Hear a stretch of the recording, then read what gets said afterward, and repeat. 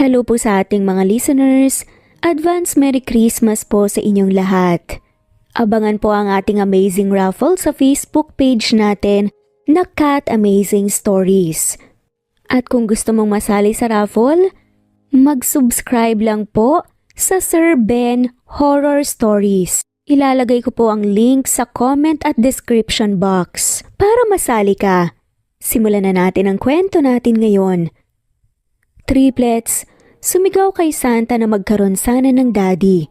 Pero paano kung ang lalaking may malaking batutang umangkin dati sa ina nila ay si Santa pala? Kuya, tignan mo, siya ba yung nasa literato? Siya ang daddy natin. Gulat na sabi nga ni Carter.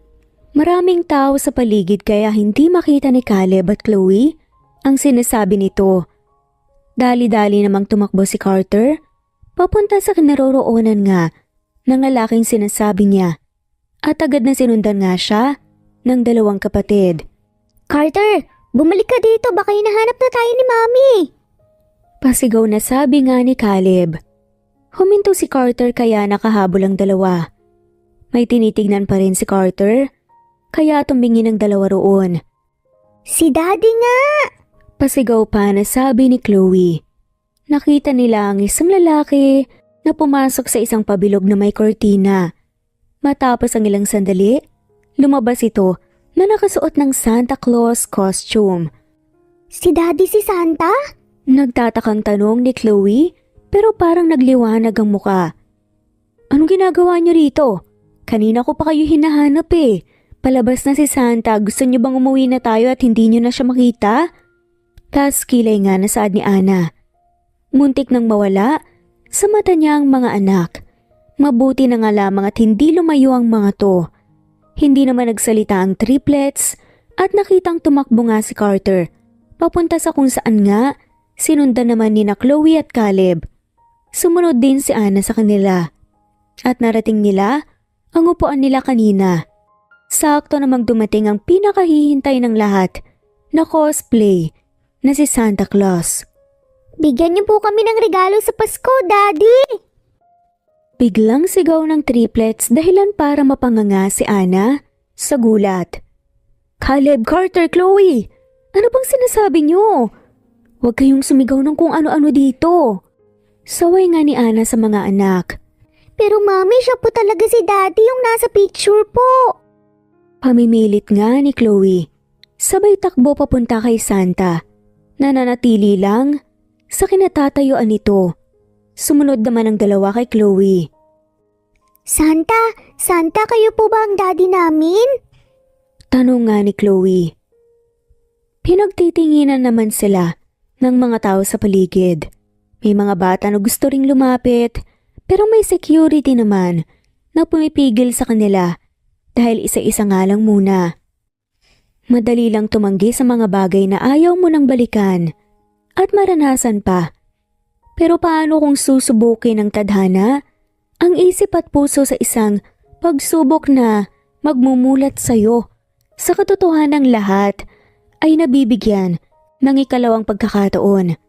Tatanggapin mo pa rin ba ang isa pang pagkakataon sa kabila ng naranasan mong hindi maganda sa nakaraan?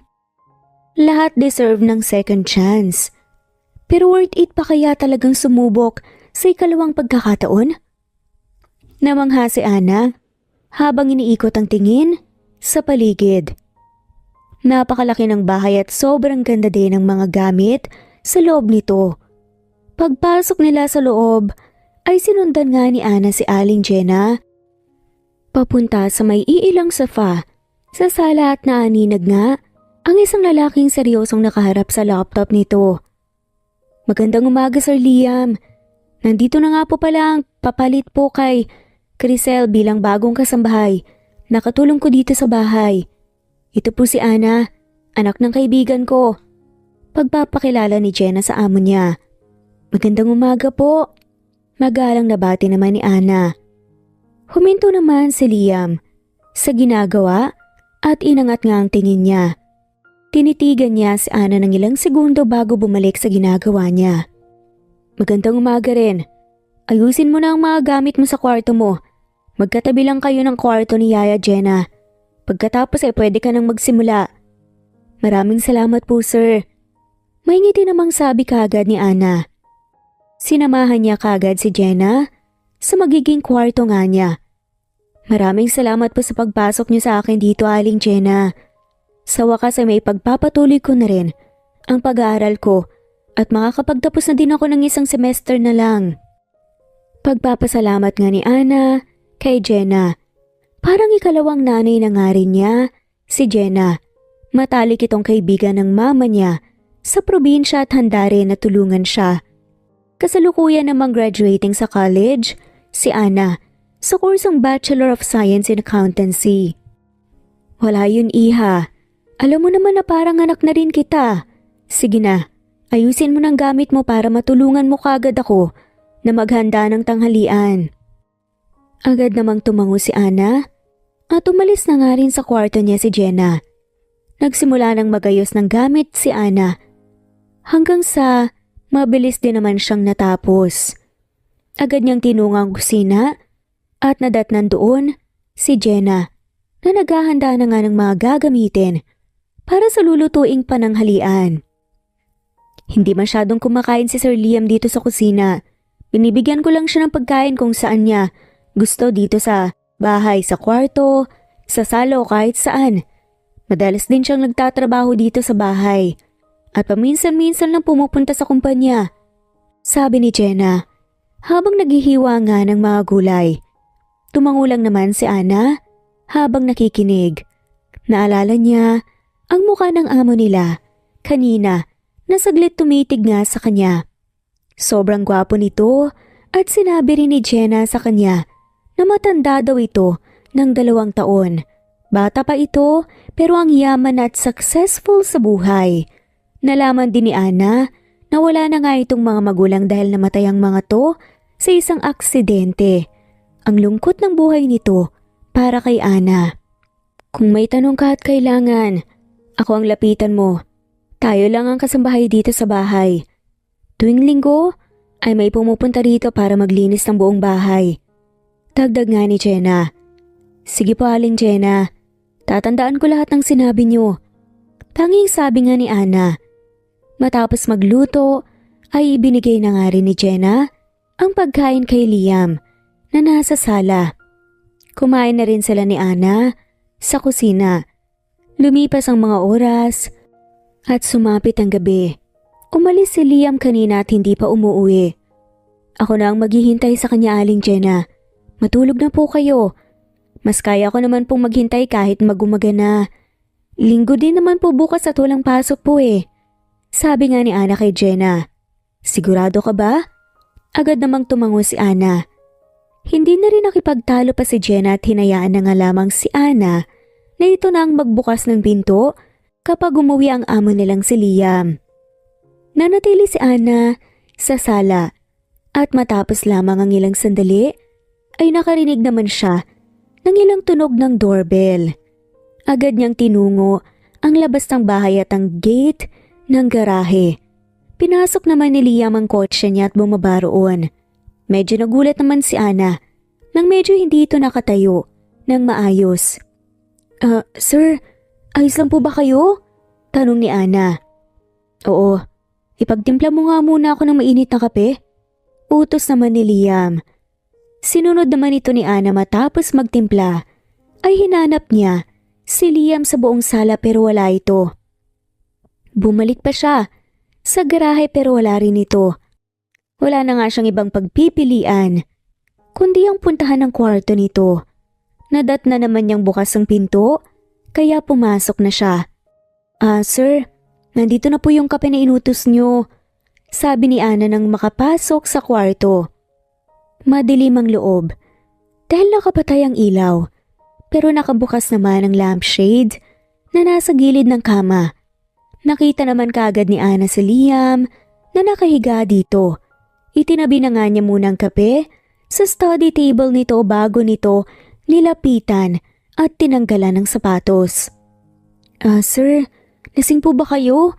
May pag-uutos pa po ba kayong iba? Tanong nga ni Ana. Walang sumagot kaya lumapit siya rito ng maigi para tignan kung tulog na ba talaga ito. Tulog ka na po, sir? Tanong niya ulit. Pinagmasdan niya ang nakapikit nitong mata. Ang mga mo nitong mukha na napakagwapo. Para kay Ana ay perpektong tawang nasa harap niya. Gwapo, mayaman, at mabait. Alam niya na walang perpekto sa mundo. At kung kikilalanin nga niya si Liam ng maigi, ay siguradong malalaman niya na hindi talaga ito perpekto ayon sa pinaniniwalaan niya. Enjoying yourself by staring at me? Nanlaki ang mga mata ni Ana sa gulat. Dahil sa pagsasalita ni Liam na nakapikit pa rin ang mga mata. Lalayo na nga sana siya rito pero mabilis nitong hinawakan ang braso niya at pinahiga nga siya sa kama. Saka pumaibabaw nga sa kanya. Sir, anong ginagawa niyo? Halos pabulungan na tanong ni Ana. Sobrang lapit ng mga mukha nila sa isa't isa at naamoy ni Ana nang husto ang hininga ni Liam. Amoy alak. May gusto ka bang gawin ko? Pabalik namang tanong ni Liam. Napalunok naman ang laway si Ana dahil naaakit siya sa kagwapuhan at magandang boses nito.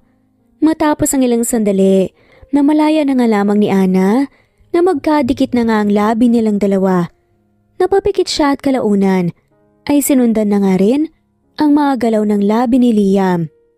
Pero aalis na nga sana siya at kukunin at magpapanggap na kukunin ang walis para makalayo sa lalaki pero ibang patpat pala ang nahawakan niya.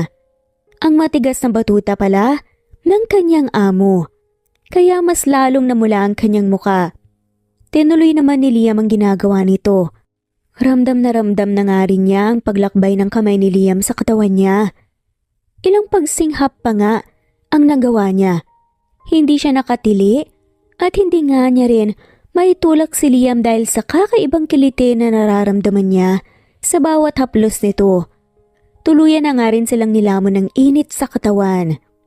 Kinabukasan, nagising si Ana. Dahil sa sakit nga na nararamdaman niya sa ibabang bahagi ng pagkababae niya. Unti-unti na nga lamang niyang naalala ang nangyari kagabi at napatingin sa tabi niya. Wala roon si Liam pero nasa kwarto siya nito. Dali-dali namang tumayo at nagbihis si Ana dahil wala nga siyang iisang saplot. Masakit man ang katawan niya ay nakalakad pa nga rin siya ng maayos. Kamusta Ana? Maganda ba ang tulog mo sa unang gabi mo rito? Bungad pa nga na tanong ni Jenna na naghahain sa mesa ng pagkain. Napatingin naman siya kay Liam na seryosong nagkakapilang at nakatingin sa hawak nitong mga papel. Opo Aling Jenna, maganda po ang tulog ko. Halos pabulong na sagot naman ni Ana. Sit down. Sabay na tayong kumain lahat. Biglang sabi naman ni Liam. Umupo naman si Ana at Jenna. Kumain na nga rin sila. Sumusulyap-sulyap naman si Ana kay Liam habang kumakain. Linggo na ngayon. Masyado ka bang napagod at hindi mo naisipang magsimba Ana? Hindi ba't mahilig ka naman sa pagsisimba? Biglang tanong nga ni Jenna. Oo nga po, sobrang late na. Natatarantang sabi ni Ana. Hayaan mo na. Sa susunod na linggo na lang sasamahan kita. Maingiting sabi ni Jenna. Tumango na nga lamang din si Ana.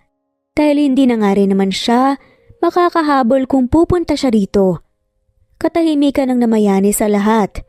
Hanggang sa matapos din silang kumain. Makalipas ang ilang sandali, ay may dumating naman na mga tagalinis ng bahay.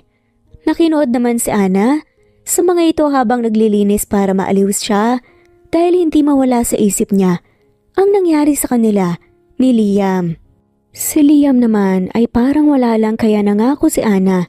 Nakakalimutan na nga lamang niya yun dahil wala lang yun. Maraming salamat po. Paulit-ulit na sabi ni Ana sa mga naglilinis ng matapos ang mga to at nagpaalam na nga para umalis. Malapit na ang oras. Nang tanghalian at hinihintay pa nga ni Ana ang pagdating ni Jenna na namamalengke. Sasamahan sana niya pero tumutol ito para naman may maiwan nga sa bahay. Tinungo ni Ana ang kusina para maghanda ng mga gamit para pagdating nga ni Jenna ay magluluto ka agad. Nadatnan niya naman si Liam na umiinom ng juice sa refrigerator. Tatalikod na nga sana siya para umalis dahil sa awkwardness sa pagitan nila nang magsalita nga si Liam. "Kamusta ang pakiramdam mo?" Nilingon naman ni Ana si Liam. "Ayos lang po ako. Huwag niyo akong alalahanin, pasensya na po talaga sa nangyari, sir." Yumuko pa nga si Ana para makitang sincere siya. "Bakit ka humihingi ng tawad? Kasalanan ko ang nangyari. Dapat na magalit ka sa akin." Kunot noong sabi ni Liam. Hindi po. May kasalanan din po ako kasi pwede ko naman po kayong pigilan at itulak. Lasing din kayo at ako po ang nasa huwisyo noon." Inangat nga ni Ana ang tingin at nagulat nang makitang malapit nga sa kanya si Liam. Magsasalita na nga sana si Ana nang hawakan ni Liam ang bewang niya at hinila papalapit sa katawan nito. Bago pa nakapag-react si Ana, ay mabilis nga siyang hinalikan sa labi ni Liam. Muli, nasundan na naman ang nangyari sa kanila kagabi. Dumating si Jenna at sakto namang tapos na nga rin sina Liam at Ana. Sa kababalaghang ginawa nila sa kusina. Lumipas ang mga araw at nasundan pa nga nilang beses ang nangyayari kina Ana at Liam. Napakabilis ng pangyayari. At namalaya na nga lamang ni Ana na unti-unti na nga siyang nauhulog kay Liam na alam niyang hindi dapat. Nakikita rin niya ang mabait na si Liam sa kanya at nag-aalala rin pero ayaw niyang mag-assume lalo na't napakalayo ng estado nila sa buhay. Patuloy naman si Ana sa pag-aaral at malaki ang nasasahod niya sa pagiging kasambahay ni Liam kaya may naiipon nga rin siya at nakakapagbigay sa mama niya na nasa probinsya. "Ana, anong nangyayari sa'yo? Ilang beses ka nang nagsusuka ah. May nakain ka bang nakasira ng tiyan mo?" Nag-aalalang tanong ni Jenna. "Hindi ko po alam, Aling Jenny. Sa kantin po ng school ako kumakain ng tanghalian. Ngayon lang naman po ako nagkaganto." Sagot naman ni Ana habang pinupunasan ng bibig. Ilang beses na nga rin siyang nagsuka pero wala namang lumalabas. Nasuka nga sa bibig niya. "Magpa-check up ka na muna. Ngayon na mismo. Ako nang bahala rito, wala pa naman si Sir Liam." Hindi na nga rin umangal pa si Ana. Dahil kinakabahan din siya at may gusto nga siyang masigurado. Agad niya namang tinungo ang pinakamalapit na ospital. "Miss Ana, congratulations! You're 2 weeks pregnant." Masayang pagbabalita nga ng doktor na tumingin kay Ana. "Po? Sigurado po kayo?" Gulat na tanong nga ni Ana na agad namang tinanguan ng doktor. Hindi naman nagsalita pa si Ana. Matapos ang ilang sandali ay tumayo na nga rin siya at nagpasalamat sa kaumalis na. Tulala siya habang palabas ng ospital. Maraming sinabi sa kanya ang doktor tungkol sa pag-aalaga ng sarili niya para maging healthy ang bata. Sa sinapupunan niya pero hindi nga niya masyadong maintindihan lahat ng sinabi nito dahil gulat pa nga rin siya at hindi maproseso ng utak niya na nagdadalang tao siya. "Miss, sasakay ka ba? Bilisan mo at alis na ang bus." Sigaw ng konduktor. Wala sa sariling sumakay si Ana sa bus at namalaya na nga lamang ang sariling tinatahak ang daan pa uwi sa bahay nila sa probinsya. Pag-uwi niya ay agad nga niyang niyakap ang mama niya. Sabay iyak. Sinabi niya rito na buntis nga siya at hindi niya pinaalam kung sino ang ama. Tinanggap naman siya ng mama niya sa kabila ng lahat. "Pasensya na po talaga, Aling Jenna. Nagpa-check up ako at nagkaroon ng sakit na kailangan ko pong alagaan at ipagpahinga. Kaya umuwi po ako diretso sa amin." Sabi ni Ana sa kabilang linya. Tinawagan niya si Jenna at nagpaalam na hindi na nga magtatrabaho. "Sige iha, walang problema. O sige, ako nang magsasabi kay Sir Liam. Magpagaling ka at dadalawin na lang kita sa inyo kapag gumaling ka." Sabi naman ni Jenna. Nagpasalamat si Ana at pinatay na nga rin ang tawag. Ang mga gamit na naiwan niya sa bahay ni Liam ay ipapadala na nga lamang din ni Jenna sa kanya sa probinsya. Kahit mahirap, ipinagpatuloy pa rin ni Ana ang pag-aaral. May naipon naman siya na sobra rin ito. Hindi pa man lumalaki ang tiyan, ay nakagraduate din naman siya.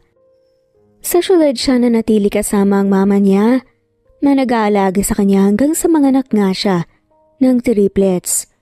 Nakapagpundar din siya ng negosyo at dahil sa likas na matalino ay naging successful din siya matapos ang halos 7 taon. Ang ganda ng Christmas tree natin! Natutuwang sabi ni Chloe ang pinakabata sa triplets. Oo nga, mas magiging maganda pa yan kapag may mga regalo na ang ilalim. Sabi naman ni Caleb na siyang panganay. Humingi kaya tayo kay Santa. Na-excite pa nga na sabi ni Carter. Ang gitna nga sa magkakapatid na triplets. Magkamukhang magkamukha silang tatlo na nasa 6 na taong gulang na. Bakit totoo ba talaga si Santa mga kuya? May nagsabi kasi sa akin hindi naman daw siya totoo eh. May lungkot na sabi naman ni Chloe. Itanong natin kay Mommy. Sabi naman ni Carter. Sakto namang lumapit sa kanila si Ana. O bakit narinig ko ang pangalan ko, anong pinag-uusapan niyo? May lambing na tanong ni Ana. Mommy, totoo pa ba si Santa? Tanong nga ni Chloe. Totoo si Santa. Gusto niyo ba siyang makita? Biglang tanong nga ng papalapit na si Lisa, ang mama ni Ana. Mabilis naman na tumango ang triplets. Opo, gusto po namin, Lola. Pupuntahan po ba natin sa bahay niya, Lola? Bibigyan niyo po ba kami ng regalo? O si Santa po? Tanong nga ni Caleb. Ma, ano bang sinasabi niyo? Huwag niyo namang paasahin ng mga bata. Saway nga ni Ana. Ano ka ba? Mga bata nga yan kaya pagbigyan mo na. Balita ko. May Santa Claus daw na malapit sa mall dito. Ipasyal natin sila bukas. 24 naman eh. Saglit lang tayo para makapaganda tayo ng Noche Buena. Mabilis lang yun. Para namang mas excited kayo sa kanila eh. Natatawang sabi na nga lamang ni Ana. Nagpakyut naman sa kanya ang mga anak para pumayag. At dahil hindi nga niya matiis ang mga to, pumayag na nga rin siya sa huli. Sumapit ang gabi at pinatulog na nga rin ni Ana ang triplets sa kwarto ng mga to. 2 kwarto? Sa isang kwarto ay naroon si Chloe at sa isa naman, naroon sina Caleb at Carter. Magkaiba sila ng kama, pero iisa lang ang kwarto. Kasalukuyan naman silang nakatira sa isang apartment na pagmamay-ari ni Ana, ang apartment building. Kuya, gising! Bulungan ni Carter sa bayugyog sa kapatid nang malapitan ito sa kama niya. Ano bang problema, Carter? Gabi na, matulog ka na. Papikit-pikit pa nga na sabi naman ni Caleb. Tignan mo to oh. May nakita kong picture ng lalaki sa kwarto ni Mama habang naglalaro tayo kanina. Baka ito na yung daddy natin. Kinuha naman ni Caleb ang picture na nasa kamay ni Carter at inilapit nga ito sa liwanag ng lampshade. Tinitigan nga niya nang maigi ang mukha ng lalaki na nasa picture at tumingin kay Carter. Hindi ba mukhang kamukha natin siya? Tanong nga ni Carter. Pwede, tama ka Carter pero hindi pa rin tayo sigurado. Sagot naman ni Caleb. Kung ganoon tanungin natin si Mommy. Bukas na lang, matulog na muna tayo. Sagutan pa nga ng magkakapatid. Kinaumagahan, maagang nagising si Ana para tulungan ang mama niya na nagluluto sa kusina. Nagising din naman ang triplets at nagkanya-kanya nang upo nga sa may sala. Kamusta ang tulog ng mga minamahal kong mga anak? May lambing na tanong nga ni Ana at isa-isang hinalikan sa noo ang triplets.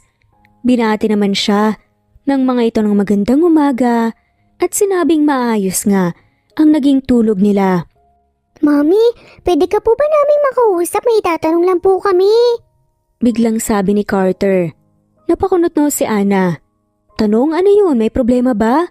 Siya po ba ang daddy namin? Napatingin naman si Ana sa inabot nga na picture ng anak. Gulat nga niyang tinignan ang picture ni Liam na hawak nito.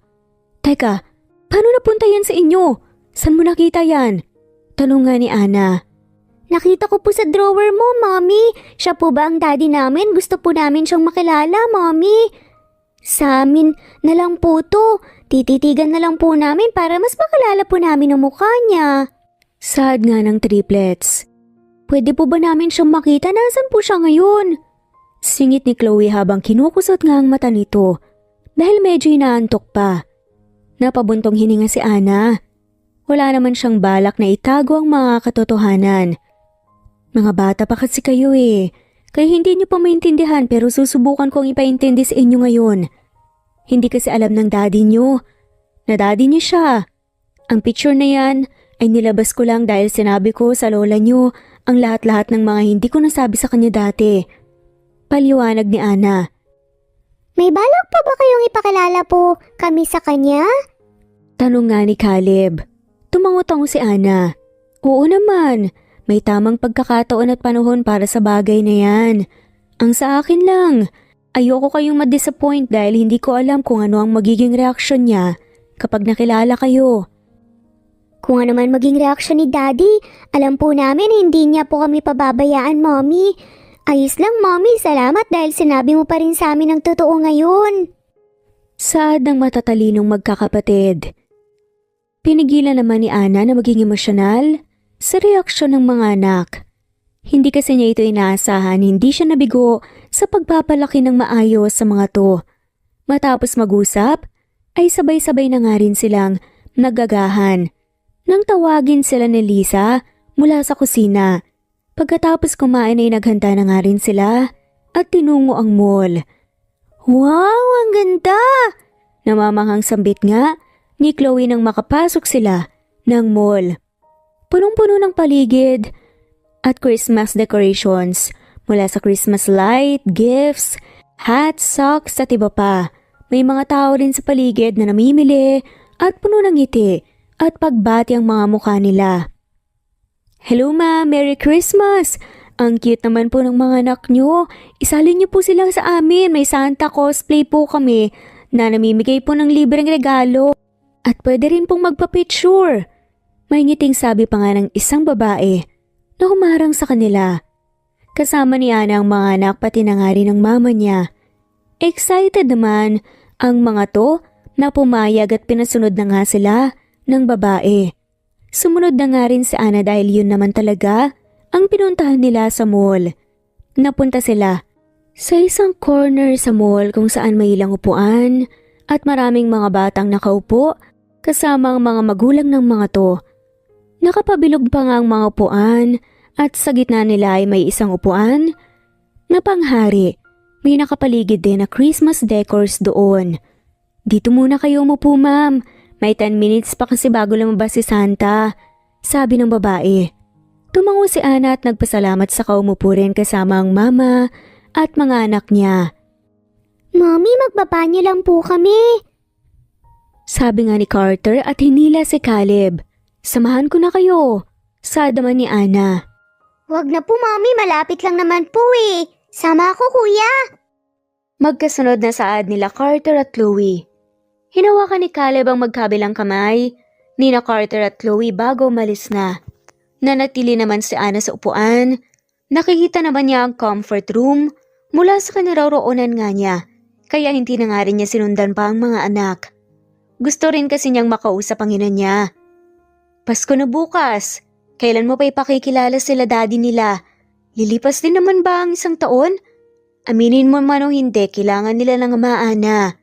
Sabi nga ni Lisa. Alam ko ma, nasabi ko na sa kanila ang tungkol kay Liam.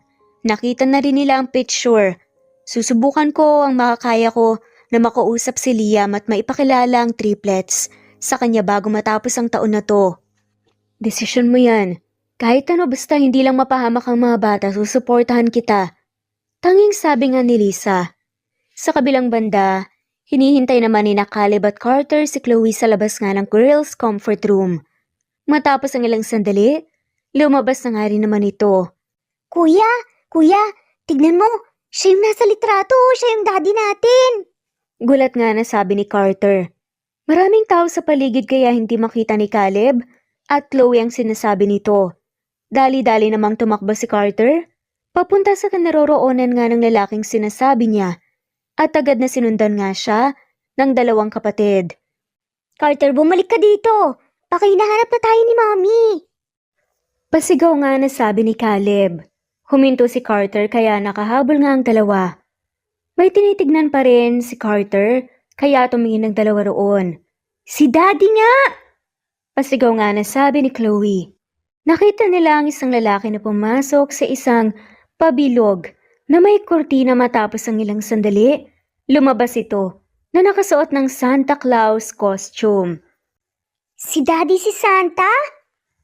Pagtatakang tanong ni Chloe. Anong ginagawa niyo rito? Kanina ko pa kayo hinahanap pa. Palabas na si Santa, gusto niyo bang umuwi na tayo at hindi niyo na siya makita? Tas kilay pa nga na tanong ni Ana. Muntik nang mawala sa mata niya ang mga anak, mabuti na nga lamang at hindi lumayo ang mga to. Hindi naman nagsalita ang triplets at nakitang tumakbo si Carter papunta sa kung saan na sinundan naman ni na Chloe at Caleb. Sumunod din si Ana sa kanila at narating nila ang upuan nila kanina. Sakto namang dumating ang pinakahihintay ng lahat na cosplay ni Santa Claus. Bigyan niyo po kami ng regalo sa Pasko, Daddy! Biglang sigaw nga ng triplets dahilan para mapanganga si Ana sa gulat. Caleb, Carter, Chloe, ano bang pinagsasasabi niyo? Huwag kayong sumigaw ng kung ano-ano. Saway nga ni Ana sa mga anak. Pero Mommy, siya po talaga si Daddy, yung nasa picture po. Pamimilit ni Chloe. Sabay takbo papunta kay Santa na nanatili lang sa kinatatayuan nito. Sumunod naman ang dalawa kay Chloe. Santa, kayo po ba ang daddy namin? Tanong ni Chloe. Pinagtitingin na naman sila ng mga tao sa paligid. May mga bata na gusto ring lumapit pero may security naman na pumipigil sa kanila dahil isa-isa lang muna. Yan ba ang wish niyo sa Pasko? Ang makita ang daddy niyo? Saad nga ni Santa. At nag-ho-ho-ho pa nga. Hindi namin yun kailangan ni Wish dahil ikaw nga ang daddy namin, Santa. Pamimilit naman ni Carter. Sabay abot nga ng picture na tinignan naman ni Santa. Napakunot noo ito. Saan mo nakuha yan? Seryosong tanong ni Santa. Sinabi po ni Mommy na ang taong nasa picture daw po ang daddy namin. Nakita ka namin kanina bago ka nakapagbihis ng Santa Claus na costume. Sabi naman ni Caleb. Agad naman na tumalikod si Santa at tumalis na nga sa gitna ng lahat. Marami ang nadismaya at nalungkot, pero ang triplets ay agad na sinundan nito. May pumigil sa kanila ng security pero sinenyasan nito ni Santa na hayaan na nga ang tatlong makasunod. Nagulat naman si Ana sa pangyayari at mabilis na sinundan din ng mga anak. Nawala saglit sa paningin niya ang mga ito pero nakita rin. May kausap ang mga to na lalaki at habang papalapit siya ay unti-unti nga niyang nakilala kung sino yon. Liam? Bulong niya. Mommy! Sigaw ni Chloe sa lumapit kay Ana. Kinarga naman ni Ana ang anak at lumapit kina Caleb at Carter. Ana, ikaw na ba yan? Hindi makapaniwalang tanong ni Liam. Nilingon naman ni Ana ang ina na kanina pa nga nakasunod sa kanya. Ma, bilhan mo muna ng ice cream ang mga bata. Sabi nga niya. Tumango si Lisa at nakuha kagad ang gustong mangyari ni Ana. Kinuha ni Lisa mula kay Ana si Chloe at hinila nga sina Caleb at Carter. Hindi rin naman umangal ang mga to at sumunod na nga sa lola nila. Ano nang sabi ng mga bata sa'yo? Tanong nga ni Ana nang makaharap kay Liam. Sumeryoso naman ang mukha ni Liam. Sinabi ng triplets na ako daw ang daddy nila at ikaw ang mommy. Totoo ba? Nabuntis ba kita noon? Hindi naman kaagad nakapagsagot si Ana. Matagal na nga niyang pinaghandaan ang bagay na to, ang pagkikita nila ulit ni Liam. May nakahanda na nga siyang mga sagot sa tanong nito pero ngayon ay parang umatras nga ang dila niya. Ibang-iba pa rin kapag nasa sitwasyon ka na, bigla ka na lang mapipipi. May magagawa ka ba kung sasabihin kong oo? Mataray naman na saad ni Ana. Anong klaseng sagot yan? Patanong? Napabuntong hininga naman si Ana. Sa ibang araw na lang tayo mag-usap, Liam. Sabi niya at tatalikod na nga sana nang hawakan ni Liam ang kamay niya. Ngayon na, Ana. Nandito ka na. Nagkita na tayo ulit. Hindi ko alam ang buong nangyari sa'yo. Sinabi lang ni Manang Jenna sa akin na nagkasakit ka. Kaya bigla kang hindi bumalik sa bahay. Gusto kitang puntahan sa inyo pero pinigilan ako ng sarili ko. Dahil baka ayaw mo. Baka magalit ka sa nangyari sa atin noon. Hinahayaan na lang kita pero binibigyan pa rin kita ng tulong sa pamamagitan ni Manang Jenna. Nilungan naman ni Ana si Liam na puno ng pagtataka ang muka. Hinila niya ang kamay mula sa pagkakahawak ni Liam. Ikaw ang nagbibigay ng pera sa akin sa pamamagitan ni Aling Jenna? Palagi niyang sinasabi na tulong na yun at kailangan kong tanggapin dahil kung hindi, magagalit siya. Kaya napilitan ako. Sa'yo pala galing yun? Hindi makapaniwalang tanong ni Ana. Nagpasalamat nga siya ng husto noon dahil nakatulong ito sa panganganak niya pero tinago niya pa rin kay Jenna na buntis siya. Alam yon ng mama niya. Hindi na nga rin naman sila nagkita ni Jenna pero may komunikasyon pa nga sila sa cellphone kaya hindi siya nito nabisto na may anak na nga siya. Oo, sa akin nga galing ang tulong na yon. Sabihin mo ang totoo. Ana, nagkasakit ka ba talaga o buntis ka noon? Seryosong tanong ni Liam. Oo, buntis ako noon. May magagawa ka ba doon, Liam? Nangyari nang nangyari. At napanganak ko na nang maayos ang triplets. Wala rin naman akong balak na itago sila sa iyo eh. Hindi mo rin ako masisisi kung naduwag ako noon dahil sobrang bata ko pa at ang layo ng agwat natin sa isa't isa. Naka-move on na rin ako kaya wag na nating pag-usapan pa yon. Mainis nga na sabi ni Ana. Hindi siya naiinis kay Liam. Naiinis siya sa sarili niya. Hindi kasi siya sigurado sa huling salitang sinabi niya. Halata naman ang pagkagulat sa mukha ni Liam. Dahil nga sa pag-amin ni Ana. Hindi siya makapaniwala pero sumeryoso rin siya. Gusto ko silang makilala pa at makasama. Sa susunod na taon, pagbibigyan kita pero hindi na muna ngayon. Paskong Pasko at malapit na ang bagong taon. Sa akin na muna sila. Hindi ko papayag. Sa bahay na kayo tumira. Doon na kayo mag-celebrate ng Pasko at bagong taon. Gusto kong makasama ang mga anak ko at alam kong yon ang gusto nilang mangyari. Hindi madali ang sinasabi mo, Liam. Hindi madali? Bakit? Nag-asawa ka na ba? May magagalit ba? Ipaintindi mo sa kanila. Mga anak ko ang pinag-uusapan natin dito. Kaya may karapatan ako sa kanila. May diin nga na saad pa ni Liam. Hindi naman nagsalita si Ana. Alam niyang kahit anong iwas ang gawin niya, ay masusunod pa rin ang gusto nito, lalo na't gusto rin ng triplets na mas makilala pa nga ang daddy nila. Ayaw naman ni Ana na magmukhang kontrabida sa mga anak at lalo na't gusto nga niya rin na mabigyan ng atensyon ng ama ang mga to. Wala nang ama si Ana. Maaga itong nawala at tanging ang mama na nga lamang niya ang natitira niyang kapamilya kasama ang triplets. Hindi mo na kailangan mag-isip pa, Ana. Alam natin pareho kung saan papunta ang pag-uusap na to. Sa ayaw man o sa gusto mo. Dagdag nga ni Liam. Hindi pa ba kayo natatapos mag-usap? Napalingon si Ana na nagsalita nga at nakita ang mama niya nakasama ang triplets. Ikaw ba si Liam? Ako si Lisa, mama ni Ana at lola ng mga bata. Masaya akong makilala ka na sa wakas. May ngiting pagpapakilala ni Lisa. Kayo po pala ang mama ni Ana. Ako si Liam. Mukhang nabanggit na niya ako sa inyo. Masaya rin ako na makilala kayo. May galang naman na sabi ni Liam. Daddy, may bagong Santa Claus po doon. Akala po namin ikaw si Santa eh. Sabi naman ni Chloe. Nilapitan naman ni Liam ang triplets at pinagmasdan nga ng mabuti. Magkamukhang magkamukha ang tatlo at nakikita rin niya ang pagkakamukha ng mga to sa kanya noong bata pa siya. Gusto niyo ba ako makasama sa Pasko at bagong taon? Bibigyan ko kayo ng maraming regalo at magiging kumpleto tayong magpapamilya. Puno ng ngiting sabi ni Liam. Sa tatlo, mabilis naman na tumango ang mga to.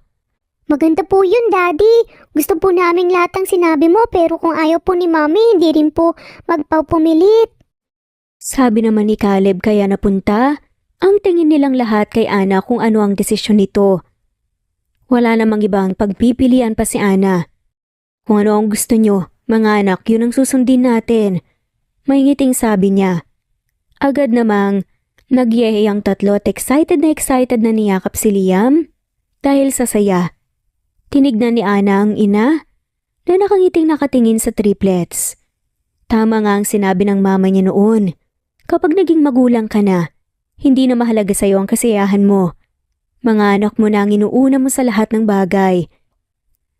Pinasama na nga ni Ana ang triplets kay Liam. Susunod na nga lamang sila ng mama niya dahil kukuha muna sila ng kaunting gamit sa apartment nila.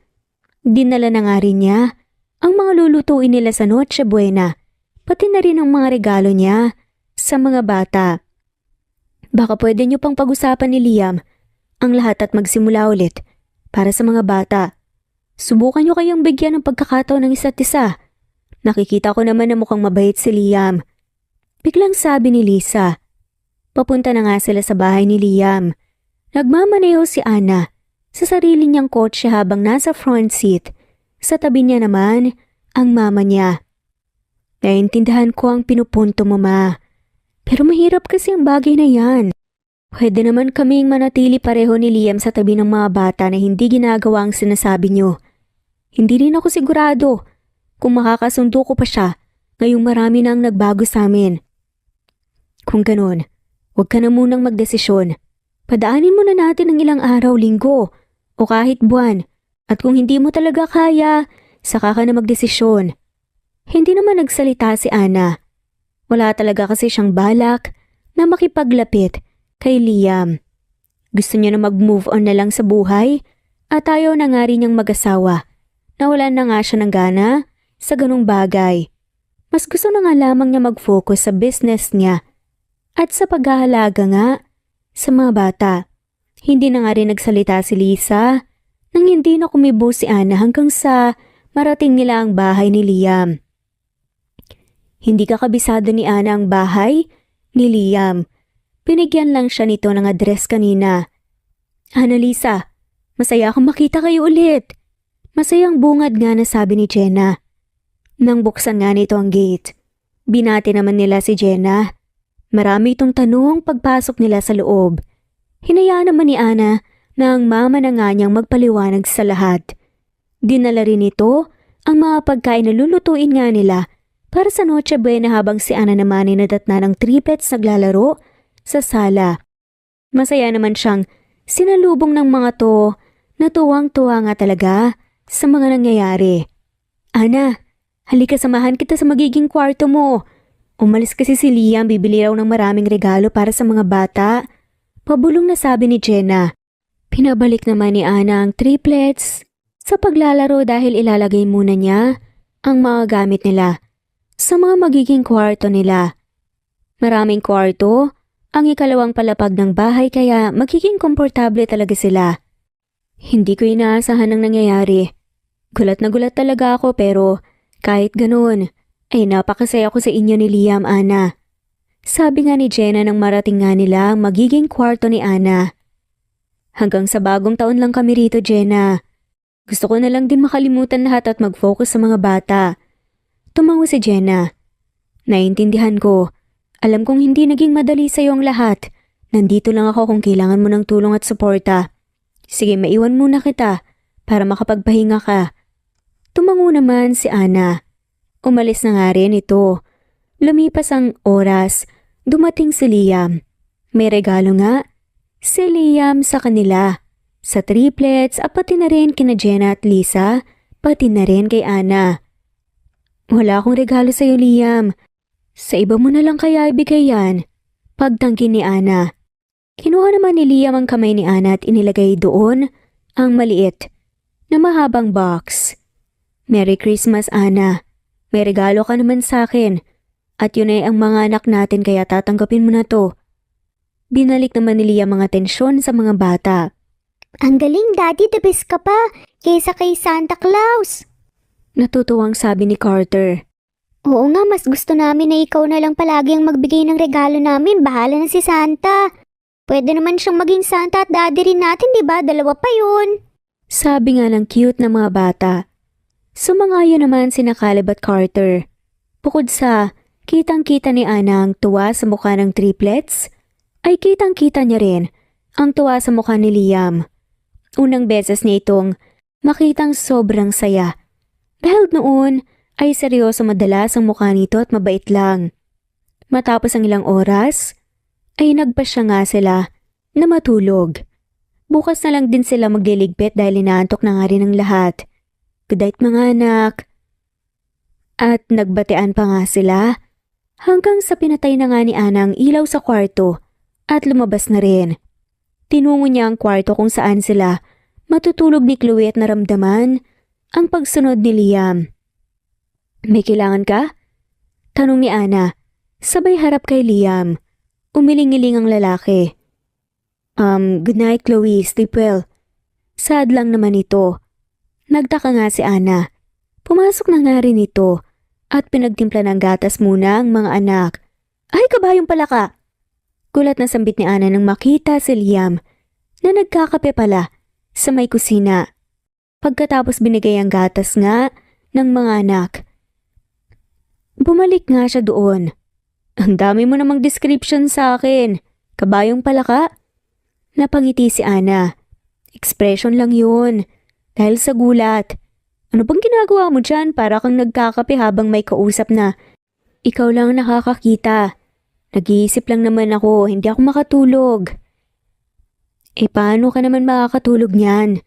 Kapeng-kape kahit inaantok at gustong matulog, sira ka ba? Ayos lang.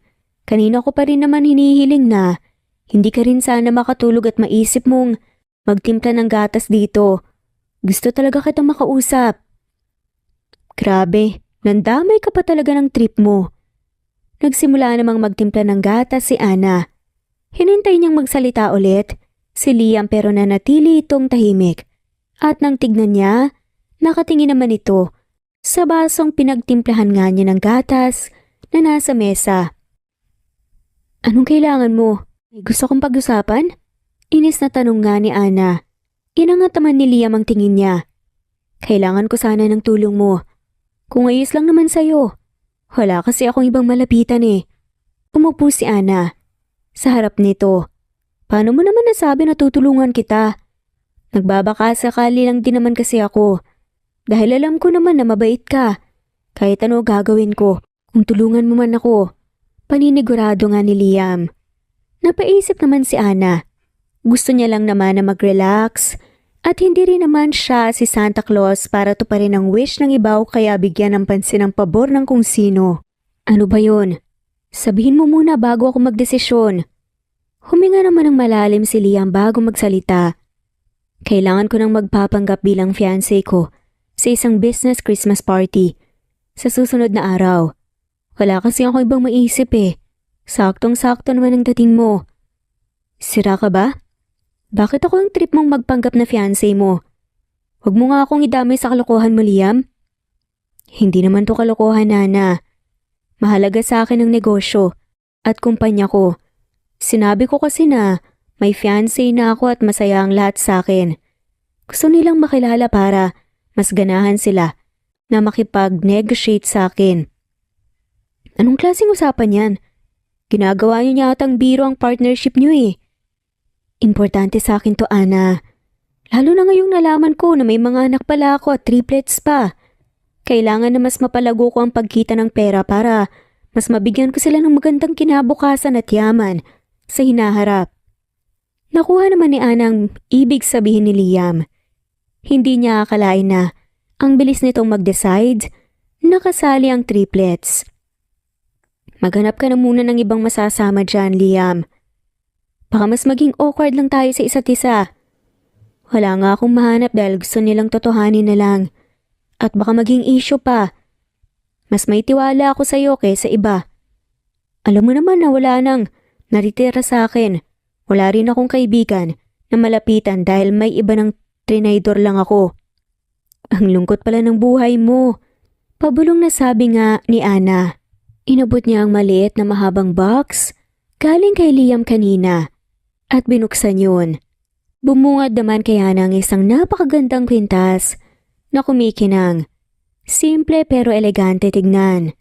Gawa ang kwintas sa manipis na kadena na pinamlamutian nga ng maliliit at makinang na diamond na pantayang agwat sa kabuuan nito. Isang minimalist diamond chain necklace. Diamond? Mahal to ah. Gulat na sambit ni Ana. Ilang taon na yan sa akin. Para sa'yo talaga yan, kaya huwag mo sanang ibalik sa akin. Hindi yan suhol o regalo ng pagpapatawad.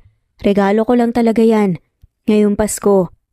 Binalik naman ni Ana ang kwintas sa lalagyan nito. Hindi niya ito sinauli dahil kasasabi lang ni Liam na hindi isauli. Tatanggapin niya lang. Madali naman siyang kausap, inubos nga niya ang lahat ng gatas sa baso niya. Hindi na nga rin kasi ito masyadong mainit. Salamat Liam. Pagpapasalamat ni Ana. Matutulungan mo ba ako? Tanong ni Liam. Sige, kung kapalit man noon, ay gagawin mo lahat ng gusto ko. Simpleng sagot ni Ana. Nakadepende pa rin yun. Ganun na ba kasama ang tingin mo sa akin? Hindi naman ako masamang ina para ipagkait sa kanila ang ama nila. Lalo na't nakikita ko naman na masaya silang kasama ka. Saad nga nito nang natakot nga si Liam na baka ilayo nito ang mga anak. Kung ganun gagawin ko ang lahat. Sige na, ginagawa mo naman akong kriminal at masamang tao eh. Matapos ang maikling pag-uusap, tinamaan na nga rin ng antok si Ana. Kinabukasan na natili lang sila sa bahay buong araw at nagbonding. Sumapit ang araw kung saan mangyayari ang business Christmas party na dadaluhan ni Liam. Teka, ang ibig mong sabihin ay kasali ka talaga sa party? May sarili kang invitation card? Gulat na tanong nga ni Liam habang nagmamaneho ng kotse, papuntang 5-star hotel. Paulit-ulit? Malinaw naman siguro sa'yo, di ba? Saka may-ari na kasi ako ng apartment building, kaya siguro naimbitahan. Sabi naman ni Ana, anong pangalan ng apartment building? Celestial Summit. Maikling sagot naman ni Ana. Sa'yo yun? Hindi ba ang apartment building na yun ang pinakamalaking apartment building sa bansa? Pinaka-successful din at magara. Naitayo ang building na yun 10 years ago at naging successful lang noong gusto 5 years ago. Paano naging sa'yo yun? Hindi ba 5 years ago ay estudyante ka pa lang? Kailangan ko pa ba talagang ikwento sa iyong buong detalye? Basta naging akin yun dahil sa personal na rason. Papa ng papa kong may-ari at matagal na nga niya kaming hinanap ni mama. Pero hindi namin siya inaabutan. Wala na siya noon. Sa kanya pinamahan ang building nang mawala siya. Basta isang araw, may abogado na lang na naghanap sa akin. Ang swerte ko no? Hindi ka maswerte. Matalino at magaling ka talaga. Siguro dahil mabuti kang tao kaya nangyari yun. Natapos na nga rin sa wakas ang ilang minutong biyahe.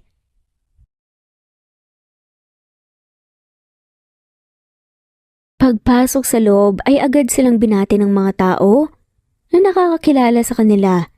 Mas marami naman ang bumati kay Liam dahil mas marami itong kakilala. Wala na ring nagawa pa si Ana nang ipinakilala na nga siya ni Liam sa mga ito bilang fiancé niya. Yun nga ang balak nila. Ang naging plano nga nila at pakiusap ni Liam kay Ana. Ikaw ang fiancé ni Liam? Hindi ka naman pala kagandahan. Biglang sabi ng babaeng lumapit kay Ana sa table niya. Kumakain si Ana, mag-isa sa table nila ni Liam pero wala si Liam dahil may kinausap itong ilang bisita. At dahil nagutom siya, hindi na nga siya bumuntot dito. Eliza Sandoval, ikaw pala, may problema ka ba sa pagiging fiancé ko kay Liam? Kunot noong tanong naman ni Ana. Oo, may problema nga ako. I didn't know na may fiancé na pala talaga si Liam. Baka nagpapanggap lang kayo. Kinausap ko na naman siya na kami dapat ang magkatuluyan pero bigla ka namang sumulpot. Masyado kang epal. Tumawa naman ng mahina si Ana. Bakit akong sinisi mo at inaaway mo? Ba't hindi na lang kayo ni Liam ang mag-usap? Ano? Aba, sumasagot ka pa talaga. Relax, Miss Sandoval. Pinagtitinginan na tayo ng mga tao sa paligid. Anong nangyayari dito? Biglang lumapit naman si Liam. Liam, kailangan nating mag-usap. Bakit wala akong kaalam-alam na may fiancé ka na pala? Reklamo ni Eliza. Look, Ali, hindi ko masyadong nakukuha ang sinasabi mo. Bakit ko kailangan sabihin sa'yo? Tsaka, ano ba kita? Kalmadong saan ni Liam pero malaman. No, hindi ako papayag, Liam. Hindi pa dito natatapos ang lahat ng sa atin. Hindi matanggap-tanggap. Naangal nga ni Ali bago tumalikod at tumalis na. Hay, ang gaganda ng words of wisdom mo ah. Puri nga ni Ana habang sumusubo ng pagkain. Lahat ng sinabi ko totoo, medyo naawa na nga rin ako kay Ali pero kailangan na niyang diretsuhin. Hayaan mo na, makaka-move on din siya. Kaya ko rin naman na lumaban kung aawayin niya ako ulit. Natatawang saad nga ni Ana. Natapos din ang party at naging successful nga ang plano nila. Hindi naman sila pinauwi dahil naka-reserve na nga ang buong hotel para sa kanilang lahat at lahat sila ay may kanya-kanya ng room. Kaso hindi masaya si Ana dahil kung gaano nga siya nag-enjoy sa party, kabaliktara naman sa pagpapahinga dahil iisa lang naman sila ng room ni Liam at ang mas malala pa ay iisa lang din ang kama sa loob. Doon ka sa may sofa matulog, Liam. Umalis ka dito sa kama. Pagtatabi nga ni Ana kay Liam. Katatapos lang niyang maligo sa banyo. Nauna naman kanina sa kanya si Liam. Malaki naman ang kama. Kasya kaya tayong dalawa dito kaya huwag ka nang mahiyang tumabi. Sabi naman ni Liam, sabay tapik sa space sa tabi niya at nakahiga at nakapwesto nga sa kama. Tumigil ka nga. Ayoko nang may katabi. Hindi ako nakakatulog ng maayos. Kaya alis na, bilis. Tumayo naman si Liam at akala ni Ana. Tutungo ito sa sofa pero hindi. Nilapitan siya nito dahilan para mapaatras siya. Palapit ng palapit si Liam. Habang si Ana naman ay paatras ng paatras. Napahinto rin si Ana nang maramdaman ng likod niya ang pader. Ano sa tingin mong ginagawa mo? Kinakabahang tanong nga ni Ana. Inilapit naman ni Liam ang mukha niya sa mukha nga ni Ana, dahilan para bumilis ang tibok ng puso ni Ana. Ilang pulgada na nga lamang ang lapit ng mga mukha nila sa isa't isa. Tumigil ka nga, Liam. Sira ka ba? Pasigaw na namang sabi ni Ana. Hindi na nakareact si Ana nang bigla siyang halikan ni Liam sa labi. Hindi siya nakakilos at gusto niyang itulak palayo si Liam pero ayaw makinig ng katawan niya. Naramdaman niya naman ang pagsisimulang paggalaw ng labi ni Liam. Nanghihina siya at namalayan na lang din na gumaganti sa paggalaw ng labi nito. Ilang sandali lang ay naramdaman na lang ng likod ni Ana ang malambot na kama. Kinaumagahan, dahan-dahang minulat ni Ana ang mata. Agad siyang napaupo nang maalala ang nangyari kagabi. Tiningnan niya ang katabi at nakita si Liam na mahimbing pang natutulog. Naikuyom niya naman ang kamay niya nang gigigil siya at gustong suntukin si Liam pero pinakalma na lang niya ang sarili. Aalis na sana siya sa kama nang may humawak sa kanya at hinila siya pahiga. Mamaya ka na umalis, sabay na tayo. Bulong nga ni Liam. Tumigil ka nga. Walang iya ka, nadala na naman ako sa pinaggagawa mo ha. Hindi po pwede hayaan mo na lang ako. Wala naman akong atraso sa'yo para gantuhin mo ko eh. Inis na sabi ni Ana at nagpilit na makalayo kay Liam. Kinuha niya ang mga damit niya na nasa kama at nagbihis. May ibang damit din sa sahig na kinuha rin niya. Wala akong balak na gawin yan, Ana. Mag-usap tayo tungkol sa bagay na yan. Sabi naman ni Liam sa kaumupo sa kama at tinignan ng seryoso ang nakabihis na at nakatayong si Ana. Mag-usap? Ano pa ang kailangan pag-usapan natin? Baliw ka ba? Wala akong masamang intensyon, Ana. Ang totoo niyan, gusto ko lang talaga na makasama ka. Mahal na pala kita noon pa hanggang ngayon. Pagbigyan mo ako na patunayan yun at iparamdam sa'yo na totoo tong nararamdaman ko. I'm sorry kung nalito ka. Sorry kung hindi ko agad nasabi. Sorry kung umabot pa ang lahat sa ganito. Sana mapatawad mo ko at sana bigyan mo pa ako ng pagkakataon. Puno ng sinseridad na sabi ni Liam. Gulat naman si Ana sa narinig niya at hindi makapagsalita. Alam niyang hindi siya kinakabahan, pero sobrang bilis ng tibok ng puso siya sa hindi niya malamang dahilan. Hindi nagsalita si Ana at mabilis na tumalikod sa kalumabas ng room nila. Narinig niya ang pagtawag ni Liam sa pangalan niya pero hindi niya ito nilingon at nagpatuloy lang hanggang sa makalabas ng hotel building. Pumara siya ng taxi at agad na sinabi ang address ng bahay ni Liam. O Ana, nakauwi ka na? Nasaan si Liam? Kamusta ang party niyo? Nasa pulang mga bata. Pinaliguan ng mama mo dahil doon sila gustong maligo.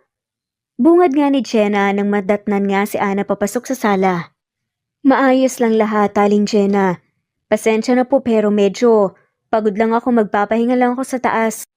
Hahabol si Liam ng uwi. May ginawa pa kasi, kaya nauna na ako. Hindi na hinintay pa ni Ana na magsalita si Jenna at mabilis nang umakyat sa ikalawang palapag papunta sa kwarto niya. Pagpasok niya sa kwarto ay may natanggap naman siyang text message mula kay Liam. I'm sorry sa nangyari. Pakisabi na lang sa mga bata kapag hinanap ako na may gagawin lang ako saglit sa opisina. Uuwi ako agad pagkatapos. Sana mag-usap tayo at pakinggan mo ang sasabihin ko. Pagbasa ni Ana sa text nga ni Liam, inihagis niya sa kama ang cellphone at umupo sa gilid nito. Napahawak siya sa dibdib niya na kanina pa nga malakas ang tibok. Baliw ka ba, Ana? Akala ko ba nakamove on ka na? Bakit bumabalik ka na naman sa lalaking yun? Ba't bumabalik ang feelings mo? Bulong nga ni Ana sa sarili. Bigla namang bumukas ang pinto ng kwarto at nakita niyang pumasok doon ang mama niya. May problema ba, anak? Tanong ni Lisa. Hindi naman nakasagot si Ana. Nilapitan siya ni Lisa at tumabi ng upo sa kanya sa gilid ng kama. May nangyari bang hindi maganda? Tanong ulit ni Lisa. Hindi ko na alam kung anong gagawin, ma. Kaunting panahon pa lang mula nung nagkita ulit kami ni Liam, pero sobrang ginugulo na niya ng husto ang isip ko. Bakit, ano bang nangyari? Sabihin mo lang lahat sa akin, makikinig ako. Huminga muna ng malalim si Ana bago sinabi sa mama niya. Ang lahat pati na rin ang hindi inaasahang nangyari sa kanila ni Liam kagabi. Naiintindihan ko ang pagkalito mo ngayon, anak. Ayoko magsinungaling at gusto kong magpakatotoo. Sa'yo, hindi ako galit kay Liam. Kahit pagkainis sa kanya, hindi ko magawa dahil sa nakikita kong saya ng mga apo ko sa tuwing magkasama sila. Bukod doon kahit na hindi kayo nagtagpo muli, ayos lang. Binigyan ka naman niya ng 3 makukulit. Ngunit mababait na anak. Isa yung biyaya. Hindi kita huhusgahan at pangungunahan. Ang akin lang sundin mo ang puso mo. At samahan mo to ng isip. Hindi naman nagsalita si Ana. Ano nga bang sinasabi ng puso mo na sinasangayon na naman ang isip mo? Hindi mo ba talaga siya kayang bigyan ng kahit huling pagkakataon na lang? Sa tingin ko ay kaya ko naman, mama. Natatakot lang talaga ako na maaaring mangyari sa hinaharap. Sinubukan ko rin naman na mag-move on at kalimutan si Liam pero inaamin ko na hindi ko nagawa dahil palagi ko siyang naaalala sa mga triplets. Kung gano'n ay subukan munang tignan kung karapat-dapat ba siyang bigyan ng pagkakataon. Malalaman at makikita mo naman yun sa gawa ni Liam. Magsasalita pa sana si Ana nang bigla siyang makarinig ng pagsigaw mula sa kung saan. Agad siyang tumayo at lumabas ng kwarto. Tinungo niya ang hagdan at bumaba sa sala na aninag naman niya si Alyssa. Nasaan si Liam? Nagtatago ba siya? Kailangan ko siya makausap. Sigaw ni Alyssa. Alyssa, ano na namang bang trip to? Wala ka bang magawa sa buhay mo? Kunot noong tanong ni Ana nang makababa na nga ng hagdan. Nandito ka? Anong ginagawa mo dito? Fiancé nga ako ni Liam, hindi pa ba pumapasok sa kokote mo yan? Ang impormasyong yun sa isip mo. Umalis ka nga dito. Sasabihin ko kay Liam na hinahanap ka niya, yun na lang. Kalmadong sabi ni Ana pero madiin. No, ako dapat ang fiancé ni Liam. Inagaw mo siya sa akin, walang hiya ka. Sigaw naman ni Alyssa takmang sasabunutan sana. Si Ana nang makaiwas ito. Pagharap ni Alyssa kay Ana ay isang malakas na sampal naman ang tanggap niya mula kay Ana. Wala ako sa mood makipag-away, Alyssa. Pero hindi ibig sabihin na naatrasan na kita. Umalis ka na habang matino pa ang isip ko. Hindi mo talaga magugustuhan kapag nagalit ako ng husto. Puno ng pagbabantang sabi ni Ana. At ano namang magagawa mo? Tanong ni Eliza. Masyado kang kampante. Hindi ka ba takot na sumugod dito at kalabanin ang taong hindi mo pa lubusang kilala? Baka sa pagiging kampante mo, hukay na pala ang hinahakbangan mo. Umalis ka na. Kung ayaw mong tumawag ako ng pulis, ipapaaresto kita at sasampaan ng kaso. Gumuhit naman ang kaunting takot sa mukha ni Eliza. Epal ka. Sigaw niya at nagmamaktol. Lumabas na nga lamang ng bahay. Napabuga na lang ng hangin si Ana. Mabuti na lang at hindi sila nadatnan ng triplets na mukhang nasa likod pa rin ng bahay. Umakyat siya ulit sa hagdan at nakita ang mama niya na mukhang kanina pa nakatayo sa taas habang nakatingin sa kanya. Sino yun? Tanong ni Lisa. Babaeng may gusto kay Liam at tinaaway ako dahil pinakilala akong fiancé ni Liam. May deal lang kami. Sagot naman ni Ana. Hindi ko alam ang buong detalye pero may nagkakagusto pala kay Liam. Sigurado akong marami sila. Kung sinabi man ni Liam na mahal ka niya, bigyan mo siya ng sagot, anak. Huwag mo sanang paasahin ng tao dahil baka magsisi ka o pareho kayong masaktan sa huli. Kung anong desisyon na makakapagpasaya sa'yo, yun sanang piliin mo. Tatandaan ko yan, ma. Tanging sabi na nga lamang ni Ana at tinungo ang kwarto niya. Pagpasok nga sa loob ay nadatnan naman niya. Ang cellphone niya na tumutunog, may tumatawag. Si Liam, sinagot niya naman ito. Hello? Bungad ni Ana. Ako nga po pala si Nurse Kylie, isa po kasi ang number niyo sa nakasave sa emergency contact ng may-ari ng cellphone na to. Tinawagan ko kayo para ipaalam na nasa hospital ngayon si Mr. Miller. Dinala siya rito dahil may nakabangga siyang kotse. Pumunta na po kayo rito kaagad. Sabi nga ng nasa kabilang linya. Gulat naman si Ana at hindi nakapagsalita. Mabilis nga siyang lumabas ng kwarto at nadatna ng mama niya sa sala. Saan ka pupunta? Anong nangyari? Tanong ni Lisa. May tumawag na nurse. Sa ospital, nandun daw si Liam. Ako na lang pupunta, ma. Tatawagan ko na lang kayo kung anong balita. Kayo nang bahala sa mga bata. Nagmamadali namang sagot ni Ana. Sige, ako nang bahala rito, tumawag ka agad. Tumango naman si Ana at tinungo ang malaking garahe kung saan nakapark ang kotse niya. Si Lisa na rin ang nagbukas ng gate ng garahe para tuloy-tuloy nang makalabas si Ana. Pagdating sa hospital ay agad na hinanap ni Ana si Liam. Mabuti na lang at nakausap niya ang nurse na tumawag sa kanya at agad siyang dinala kay Liam. Stable naman po ang kalagayan niya. Kailangan lang niyang magpahinga dahil mukhang nawalan po siya ng malay dahil sa shock. May mga konting galos siyang natamo pero gagaling din naman yun. Mas mabuti kung dito muna siya sa ospital ng isang gabi. Pwede na siyang makauwi bukas, sabi ni Nurse Kylie. Nagpasalamat naman ng husto si Ana at umalis din ito. Nilapitan niya si Liam ba nakahiga sa hospital bed. Nasa private room sila. Sinabi rin ng nurse na kilala nila si Liam kaya inasikaso agad nila ito at binigyan ng private room. Ano bang nangyari at nabangga ka? Tanong nga ni Ana kahit alam niyang hindi sasagot si Liam. Dahil nakapikit pa nga rin ang mata nito na parang natutulog lang. May ilang galos nga din ito sa mukha pati na nga rin sa leeg at braso. Ang sakit naman ng sinabi mo. Mas masakit pa sa natamo kong galos.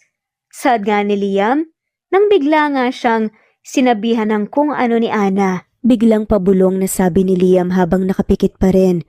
Nagulat naman si Ana at akmang aalis para tumawag ng doktor o nurse. Pero natigilan siya nang hawakan ni Liam ang kamay niya. Tiningnan niya ito at nakitang nakatingin na rin si Liam sa kanya. Anong problema? May masakit ba sa'yo? Anong kailangan mo, tubig? Sunod-sunod na tanong nga ni Ana. Kiss, yun ang kailangan ko. Ano? Pag-uulit na tanong nga ni Ana dahil baka nabingi lang siya at mali ang pagkakarinig niya sa sinabi ni Liam. Gusto ko ng kiss para gumaling na ako. Mabilis naman na hinila ni Ana ang kamay niya. Sa pagkakahawa kay Liam, baliw ka talaga. Kalokohan na naman yung pinagsasabi mo. Gusto mo bang dagdagan ko pa yung mga galis mo, ha? Inis na sambit nga ni Ana. Sorry na. Hindi ka naman mabiro eh. Ayos na ako. Mamaya ka na lang tumawag ng nurse. Dito ka na muna. Hindi na umimik si Ana at nakatingin lang sa ibang direksyon. Sa loob-loob niya ay natutiwa siya dahil gising na si Liam at mukhang maayo na rin ang pakiramdam nito dahil nakakapagbiro na. Nakakapagbiro. Sa naaalala ni Ana ay hindi pala birong tao si Liam noon. Seryoso ito at tahimik. Pero ngayon ay nag-iba na. Hindi niya alam kung nag-iba ba talaga ng ugali si Liam o mas nakilala lang niya ito ngayon. Anong iniisip mo? Tanong ni Liam. Ano na namang pakialam mo sa iniisip ko? Magpahinga ka na nga lang dyan at matulog ulit para makalabas ka na rito. Sigurado akong hinahanap ka na ng mga bata. Sad nga ni Ana. Siguro nga namimiss na nila ako. Ikaw ba? Hindi mo ba ako namimiss? Pili ang tanong pa nga nito. Hindi naman alam ni Ana kung ano ang magiging reaksyon niya. Bumibilis na naman ang tibok ng puso niya at nakaramdam ng kaunting kiliti sa tiyan, pero may bahagi pa rin sa kanya na gustong suntukin si Liam dahil sa inis. Hindi rin niya alam kung bakit siya naiinis o baka sa sarili niya siya naiinis dahil hindi niya kayang aminin na may feelings talaga siya kay Liam. Kung ayaw mo talaga akong bigyan ng kahit huling pagkakataon, Ana, tatanggapin ko. Pwede mo naman akong i-reject agad ngayon pero kung kaya pa naman ng konsensya mo, wag muna. Dismayadong sabi ni Liam. Tinig na naman ni Ana. Si Liam at nakitang parang nalungkot ito at kasalukuyang nakayuko. Wala pa naman akong sinasabi kaya wag mo muna akong pangunahan. Inangat naman ni Liam ang tingin niya kay Ana at kumislap ang mata niya. Kung ganun, may pag-asa talaga ako? Hindi kita bibiguin, Ana. Hindi ako kailanman nagtaksil sa'yo. Malakas ang kutob ko noon. Nababalik ka at gagawin ko lahat para magustuhan mo rin ako. Namamahalin mo rin ako. May chance naman ako, di ba? Wala namang mangyayari talaga sa atin noon kung hindi ka interesado sa akin. Masyado ka naman yata ng assuming. Taas kilay nga nasabi pa nga ni Ana. Dahilan para mawala ng kislap ang mata ni Liam. Ano ba? Huwag mo nga akong tignan ng ganyan, nakakainis ka talaga kahit kailan. Gusto ko lang naman ng assurance kung binibigyan mo na ba ako ng isa pang chance. Pabulong na saad ni Liam. Oo na, sige na. Hindi ka talaga titigil no? Pasalamat ka at mabuti ka nga sa triplets. Kapag talaga nag-iba ang ugali mo at masaktan mo sila, lagot ka talaga sa akin, hindi mo na sila makikita pa. Lalo na ako. Saad pa nga nito at lumiwanag ang mukha ni Liam. At muling hinawakan ang kamay ni Ana. Salamat, Ana. Pagbubutihin ko ang pagiging daddy ko sa mga anak natin at sisiguraduhin ko na magiging responsable ako sa inyo. Hindi na natin kailangan magpanggap bilang mag-fiancé. Totohanin na natin. May malaking ngiti sa labing sabi ni Liam. Aba, ang bilis mo naman yata magdesisyon. Magpakabait ka muna at magpagaling na rin para makauwi na tayo. Magsasalita pa nga sana si Ana. Nang bigla namang bumukas ang pinto ng kwarto at pumasok nga si Eliza. Oh my God, Liam, pinag-alala mo kami. Magaling ka naman magmaneho pero ba't bigla ka na lang nabangga? Bungad nga na sabi ni Eliza. Sabay lapit kay Liam. Salamat sa pang-iinsulto, Ali. Ayos na ako. Pwede ka nang umalis. Tinataboy mo na ako? Matapos gawin ko lahat para sa'yo? Itatapon mo na lang na parang wala lang? Ano bang pinagsasasabi mo? Biglang singit ni Ana. Napatingin naman sa kanya si Eliza at nagulat. Umatras pa nga ito ng ilang hakbang at hinawakan ang pisngi nito. Nandito ka na naman? Ang sama-sama mo sa akin, ang sakit ng sampal na binigay mo sa akin. Medyo natatakot na sabi ni Eliza habang nakatingin kay Ana. Tumawa naman si Liam. Sinampal ka ni Ana? Sabi ko naman sa'yo na wag mong inisin. Yan tuloy na pala mo. Naguguluhan si Ana sa pinag-uusapan ng dalawa. Hindi niya maintindihan. Anong pinag-uusapan niyo? Pwede niyo bang ipaliwanag sa akin?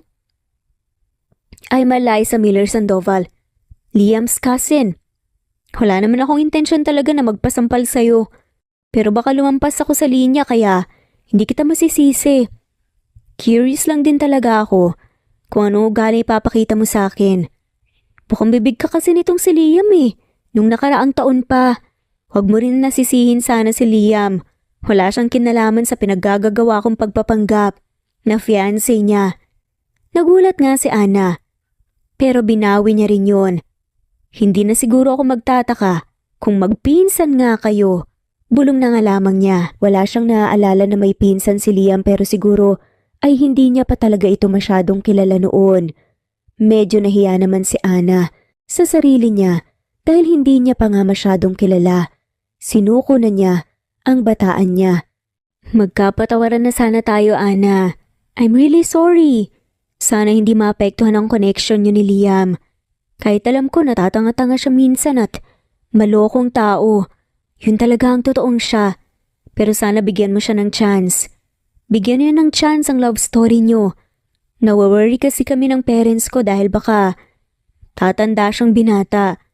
Ayoko na mga alagaan siya pagtanda niya, no? Hindi naman naiwasan ni Ana na matawa sa sinasabi ni Alyssa.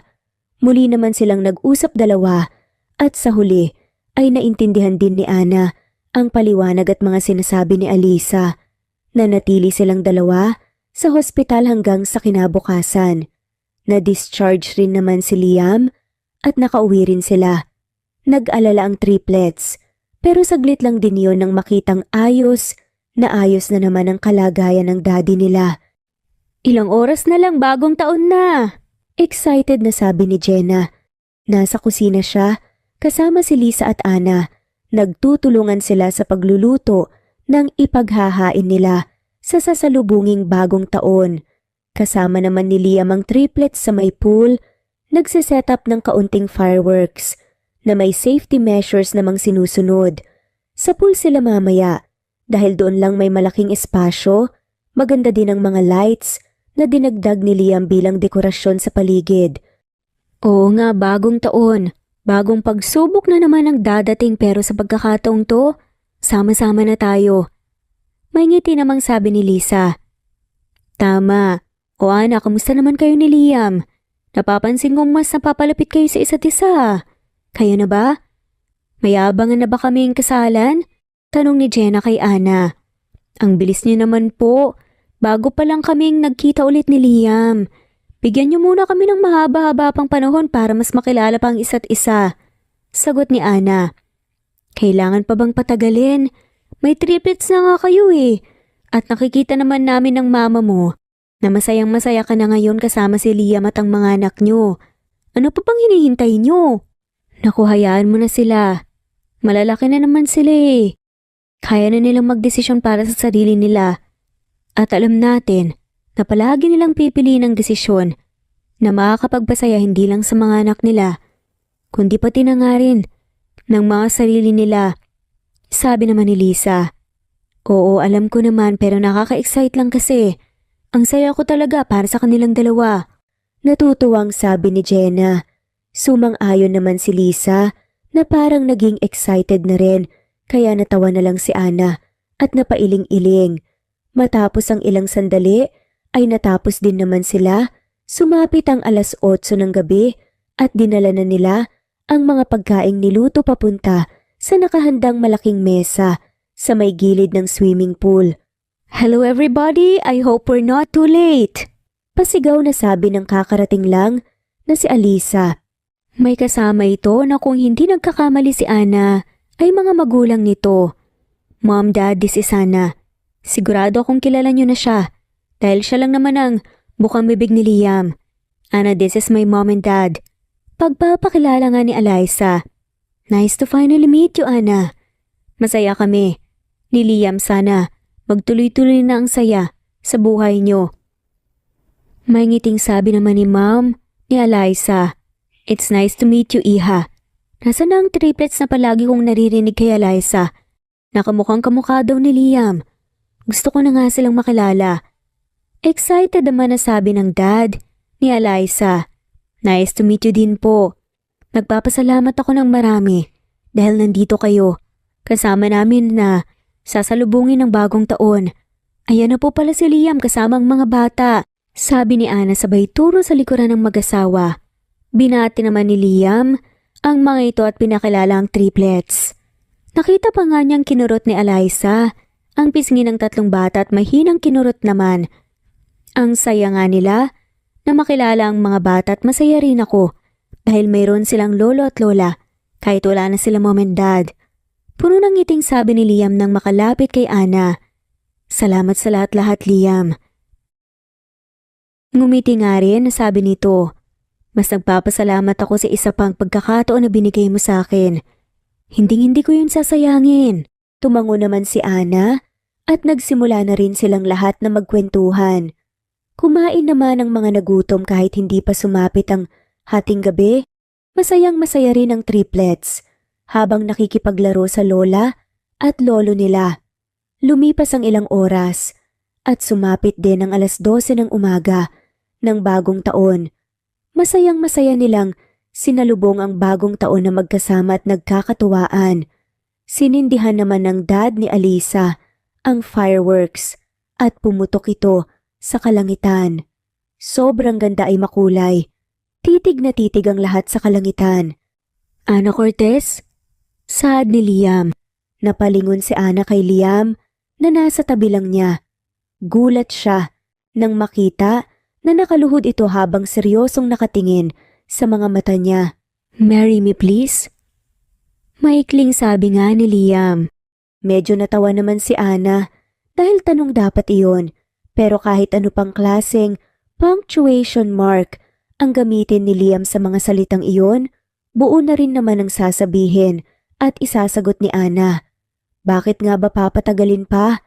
Pinasok na niya ito, nagdesisyon na siya, kaya papanindigan niya ang pinili niyang daan anuman ang mangyari. Yes, Liam, pakakasalan kita. Buong pusong sabi ni Ana. Nakarinig naman sila ng hiyawan at palakpakan sa paligid. Kanina pa pala, nakatingin ang lahat ng nasa paligid sa kanila. Mabilis na isinuot ni Liam ang diamond ring sa daliri ni Ana at hinalikan ito sa labi, sa kaniyakap ng magigpit. Salamat Ana, mahal na mahal kita. Mahal na mahal ko kayo ng mga anak natin. Pulong ni Liam na parang naiiyak. Kumawala siya sa pagkakayakap kay Ana at nakita naman ni Ana na umiiyak nga ito. Marunong ka palang umiyak? Natatawang tanong ni Ana. Siyempre naman, pero tears of joy yan. Sagot naman ni Liam. Nanatili ang ngiti sa labi ni Ana. Mahal din kita, Liam. Mahal na mahal ko ang triplets kaya sabay natin silang gagabayan at aalagaan hanggang sa paglaki nila. Puno ng sinseridad, nasabi ni Ana. Tumangutang naman si Liam. Mommy, hindi na po ba tayo alis dito? Forever na po ba nating makakasama si Daddy? Oo nga po, Mommy. Hindi na tayo alis, diba? Gusto nyo rin po dito? Gusto nyo rin po si Daddy? Sana, hindi na magbago ang isip nyo, Mommy. Gusto namin na hindi lang kami ang masaya. Kayo rin po dapat. Kayo pong dalawa. Magkakasunod nga na saad ni na Chloe, Carter at Caleb. Pinigilan naman ni Ana ang sarili na maging emosyonal. Niyakap niya ng maigpit ang triplets at hinalikan ito sa noo. Hindi na mga anak, ito na ang bago nating tahanan. Marami na tayong pamilya ngayon. May ngiting sabi ni Ana sa mga anak. Masaya namang tumalon-talon ang mga ito. Binati rin si Ana ng mama niya at ng iba pa sa bagong yugto ng buhay na papasukin niya. Nakasuporta ang mga ito sa kanila ni Liam at walang kalagyan ng sayang nararamdaman ni Ana sa mga oras na yon. Nagpatuloy din ang selebrasyon nila nang makaramdam na ng antok at pagod ay nagkanya-kanya na rin sila ng pahinga sa mga kwarto. Kasya naman silang lahat dahil marami ang kwarto at may guest rooms din sa baba. Sa huli, nagpatuloy ang buhay ni Ana kasama ang triplets at ang bago nilang pamilya. Nagpakasal din sila ni Liam at maraming dumalo. Mas lalo namang naging successful ang negosyo nilang dalawa. Madali lang tumanggi sa mga bagay na ayaw mo nang balikan at maranasan pa. Pero paano kung susubukin ng tadhana ang isip at puso sa isang pagsubok na magmumulat sa iyo sa katotohanang lahat ay nabibigyan ng ikalawang pagkakataon? Tatanggapin mo pa rin ba ang isa pang pagkakataon sa kabila ng naranasan mong hindi maganda sa nakaraan. Lahat deserve ng second chance, pero worth it pa kaya talaga sumubok sa ikalawang pagkakataon? Kung para naman sa kasiyahan mo at sa nakikita mong tama na ang nangyayari ay worth it lang ang pagbibigay ng second chance sa iba at sa sarili na rin natin. Wala namang dapat na patunayan o requirements para sa second chance as long as bukal sa loob mo na magbigay ng pagkakataon at masaya ka, magiging worth it lahat. At dito na nga po nagtatapos ang kwentong pagmamahalan ni Ana at Liam. Maraming salamat po sa lahat ng mawalang sawang sumusubaybay at shoutout po sa mga sumusunod. Veronica Briseño, Violeta Murillo, Teresita, Teresa Bulie, Christine Flores, Nesbeth Hanaban, Flor Salvalion, Kuwait, Raquel Labay, Kuya Atok, Lani Pardillo, Eva Violeta, Presbyteros Rose, Amy Regalado, Teresita, Pres Cavilla Havana, Precious, Lilian Naubebe, Eli Evangelista Anderson, Marziel Arcilias, Rosemary Palaganas, Rose Martinito, Ding Liege, Alexa Gomez, Jomira Bueno, Amy Fenovares, Irma Emma, Lali Emralino, Tortillas Gaming, Matea Estrera, Annalie Flor, Rosemary Tinito, Rosemary Palaganas, Excelsis Tagala, Emily Kinlog, Rosemary, MM, Penning Escal, Neri Cabangon, Lucia Baldo, Rosemary Vasquez, Londono Villas, Faye, Rosemary, Angelo, Vicky Adlaon, Mercy Villantes, Rezeline Unday, Allen, Ace, Nino Regidor, Jeyo Cadtec, Escapades Matilda, Irma Valerio, Agustina Aniceto, Cecilia Alvior, Naitan Canada, Lily Roda Barcial, Eli Ramirez, Doris Day Pangan, Lynn Lee of Macau, Reyes, Rebecca Tezuka, Noel Macero, Rizalina Credo, Mitchie Karch, Romel Carion, Juliet Panlilio, Lynn, Merlilyn Zenny Marion, Benoni Anya Lucas from Bacolod City, Merlina Aparata, Annalyn Nantes, Flordette, Lorena Utod, Faye, Anita Hernando, Roach Ann Rodriguez, at shoutout na rin po sa lahat ng mga walang sawang sumusubaybay. Maraming salamat po.